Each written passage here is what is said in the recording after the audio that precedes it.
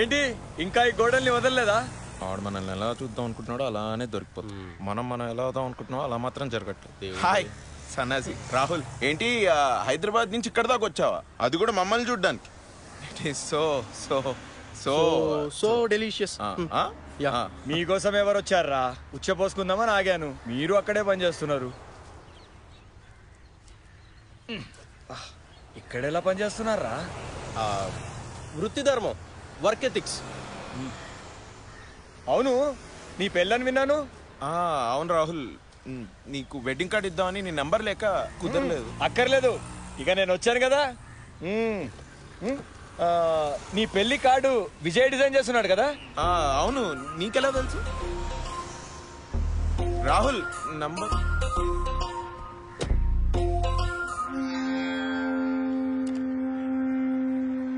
ఎలా ఉంది? ఇదేంటి ఇలా ఉంది? బాలేదు, మార్చు. ఏం మార్చాలి? మొత్తం. అసలు వెడ్డింగ్ కార్డ్ మీద అగరబత్తులేంటి? అదా, పెళ్ళాక ఎలాగో శోభనాయి కదా. శోభనానికి చుట్టాలని పిలవలేం కదా.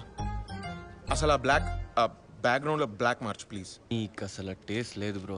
సిటీలో పుట్టి పెరిగి సచ్చిన యూత్ లో ఆలోచించు. డిజైన్ మాత్రం నాకు చాలా బాగా నచ్చింది. నచ్చాల్సింది నాకు, పెళ్లి నాది కదా. అయితే నువ్వే డిజైన్ చేసుకో. అదొస్తే నీ దగ్గరికి ఎందుకు వస్తా కదా. తెలియని దాని గురించి మాట్లాడద్దు, ఇచ్చింది తీసుకెళ్ళాలి. హలో, మనకొచ్చింది నచ్చిందే పని కాదు బ్రో. నేను ఈ డబ్బా మీద డిజైన్ చేయలేకపోవచ్చు, కానీ ఏది ఎక్కడ ఎలా బాగుంటుందో నాకు చాలా బాగా తెలుసు. సరేలే, ఈ పని నీ వల్ల కాదని నాకు అర్థమైంది. నా కార్డ్ నేనే డిజైన్ చేసుకొని నీకు ఇస్తా. పెళ్ళికి రా చాలు. All the best. Wish you happy married life. మా మను ఏడమ్మా? రే మను, నీతో మాట్లాడాలి, కిందకి రా. ఏంటి? నీతో ఒక విషయం చెప్పాలి, కిందకి రారా. వినపడట్లేదు, గట్టిగా గట్టిగా. నీతో పెళ్లి ఇష్టం లేదని పెళ్లి కూతురు ఎవరితోనో లేచిపోయింది. గట్టిగా చెప్పు. పోరా. నీతో పెళ్లి ఇష్టం లేదని పెళ్లి కూతురు ఎవరితోనో.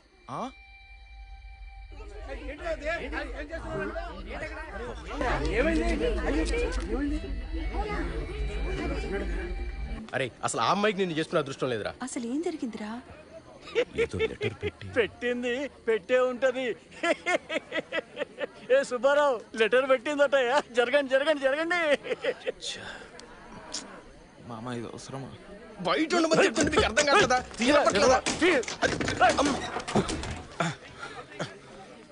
ఇటీ చదువుతా. ఆగు, ఏంటి చదివేది? ఇది పర్సనల్ లెటర్.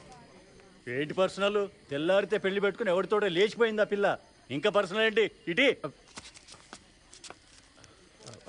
ఆఖర్లే, నేనే చదువుతానులే. ప్రియమైన మను, ఉన్నదే చదువు, ఊహించి కాదు. మను, నీ మీద నాకు ఎలాంటి ద్వేషం లేదు, అలా అని ప్రేమ కూడా లేదు. నువ్వు రోజు కష్టపడి గోడల మీద బోర్డుల మీద గీసి సంపాదించిన డబ్బు నా మేకప్ కూడా సరిపోదు.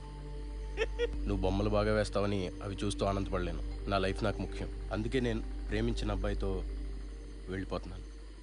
హ్యాండ్ రైటింగ్ బాగుంది కదా?